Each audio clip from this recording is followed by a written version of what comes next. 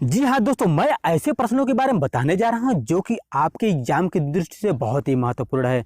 तो आप वीडियो को शुरू से लेकर लास्ट तक देखिएगा और हर एक प्रश्न में आपको 5 सेकंड का टाइम भी दे दिया गया है, जिससे आप ना आंसर चाहे तो कमेंट में भी दे सकते हैं।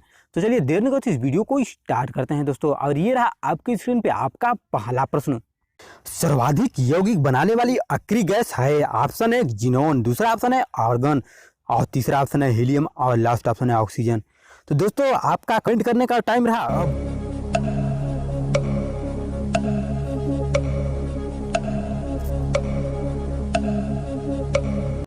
तो ऑप्शन नंबर ए सही है, जिनोन। आते हैं दोस्तों नेक्स्ट प्रश्न पे।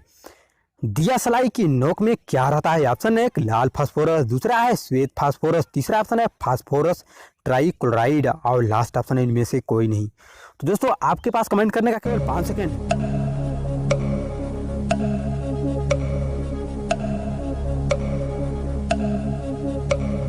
दोस्तों ऑप्शन नंबर ए सही है, लाल फास्फोरस। आते हैं दोस्तों अगले प्रश्न पे।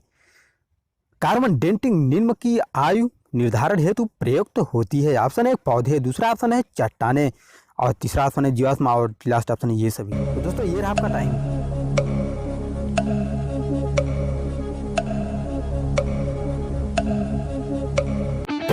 दोस्तों ऑप्शन नंबर सी सही है, जीवाश्म। आते हैं दोस्तों नेक्स्ट प्रश्न पे। मौसमी गुब्बारों में कौन सी गैस भरी जाती है? ऑप्शन है वायु, दूसरा है हीलियम और तीसरा ऑप्शन है हाइड्रोजन और लास्ट ऑप्शन है दोस्तों नाइट्रोजन।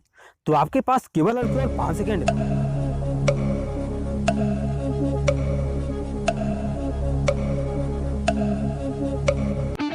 ऑप्शन नंबर बी सही है, हीलियम। आते हैं दोस्तों नेक्स्ट प्रश्न पे। बैटरी में निम्न में से किस एक एसिड का प्रयोग किया जाता है? ऑप्शन है हाइड्रोक्लोरिक एसिड, दूसरा ऑप्शन है सल्फ्यूरिक एसिड और तीसरा ऑप्शन है सल्फ्यूरस एसिड और लास्ट ऑप्शन इनमें से कोई नहीं। तो ये रहा आपका कमेंट करने का टाइम।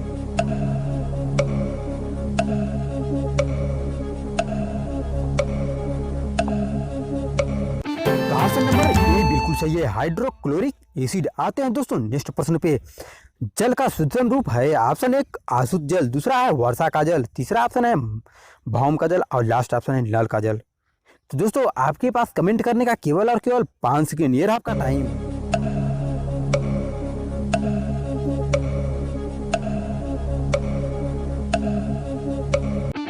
ऑप्शन नंबर बी बिल्कुल सही है, वर्षा का जल। आते हैं दोस्तों अगले प्रश्न पे। निम्नलिखित में से कौन सी ग्रीन हाउस गैस नहीं है? ऑप्शन है कार्बन डाइऑक्साइड, दूसरा है क्लोरोफ्लोरोकार्बन, तीसरा ऑप्शन है हाइड्रोजन और लास्ट ऑप्शन है नाइट्रिक ऑक्साइड। तो आपके पास केवल 5 सेकेंड। तो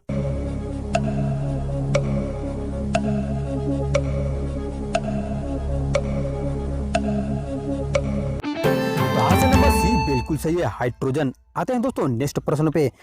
बीज संक्रमण के बाद जल में उपलब्ध क्लोरीन की मात्रा को कहते हैं? ऑप्शन है मुक्त उपलब्ध क्लोरीन, दूसरा कहते हैं संयुक्त उपलब्ध क्लोरीन और तीसरा ऑप्शन है मुक्त क्लोरीन और लास्ट ऑप्शन है अवशिष्ट क्लोरीन। तो दोस्तों कमेंट करने का आपका टाइम रहा ये।